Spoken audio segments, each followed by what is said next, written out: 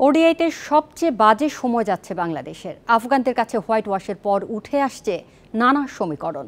গেল 4 সিরিজের সব কটি হারের পর ওয়ানডে বিশ্বকাপে সরাসরি খেলা নিয়েও স্বস্তিতে নেই টাইগাররা।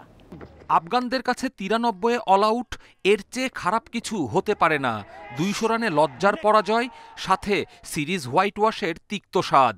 যাচ্ছে তাই অবস্থায় টাইগাররা। প্রিয় ফরম্যাটে এ কেমন করুণ দশা। ওডিআইতে যেন জিততে ভুলে গেছে বাংলাদেশ। চ্যাম্পিয়ন্স ট্রফির 3 ম্যাচ সহ গেল 15 ওয়ানডেতে মাত্র 2 জয়। সবশেষ 4 সিরিজের সবকটিতে হার, 2টিতে হোয়াইট ওয়াশ। দলের তীব্র সমালোচনা রকিবুলের। ব্যাটারদের মেরিট নিয়ে প্রশ্ন তুলেছেন। আমি তো কোনো লড়াই দেখলাম না, মনে হলো যে টোটাল সারেন্ডার, পার্টিকুলারলি ব্যাটিংয়ে। তারা তো খেলছে, তারা বিপিএল পর্যন্ত খেলে, বড় বড় ইন্টারন্যাশনাল প্লেয়ারদের সঙ্গে যে রাব দেয়ার শোল্ডার, যে ড্রেসিং রুম শেয়ার করে, সব কিছু। তাহলে কী শিখলো বা কী খেললো? টপ অর্ডারে তীব্র সংকট দৃশ্যমান। ওপেনিংয়ে 50 পার্টনারশিপ এসেছে 11 ম্যাচ আগে।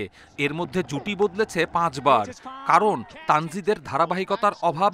ইমন, নাইমরা এই ফরম্যাটে নিয়মিত নন। এদিকে শেষ 6 ম্যাচের 4টিতে নাজমুল শান্তর 1 অঙ্কে আউট দুশ্চিন্তা বাড়াচ্ছে। বিরতির পর আন্তর্জাতিক ক্রিকেটে কিভাবে ফেরেন সৌম্য, তা দেখার বিষয়।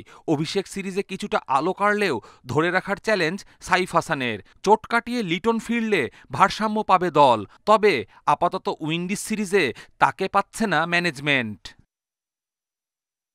তাওহিদ হৃদয়ের শেষ 9 ম্যাচে 350-র সাথে 1 সেঞ্চুরি। 16 ম্যাচে টাইগার ব্যাটারদের মধ্যে এটাই একমাত্র সেঞ্চুরি। আফগান সিরিজে সমালোচিত জাকেরের 12 ম্যাচে গড় প্রায় 40। নতুন ওডিআই অধিনায়ক মিরাজের প্রথম অ্যাসাইনমেন্টের অভিজ্ঞতা ভয়াবহ। তা কাটিয়ে উইন্ডিজ সিরিজের চ্যালেঞ্জ তার সামনে। 2027 বিশ্বকাপে সরাসরি খেলতে থাকছে আরও 23 ম্যাচ। সেই বিবেচনায় ঘরের মাঠে এই সিরিজ মহা গুরুত্বপূর্ণ বাংলাদেশের। কপিল পাল, ইন্ডিপেন্ডেন্ট নিউজ।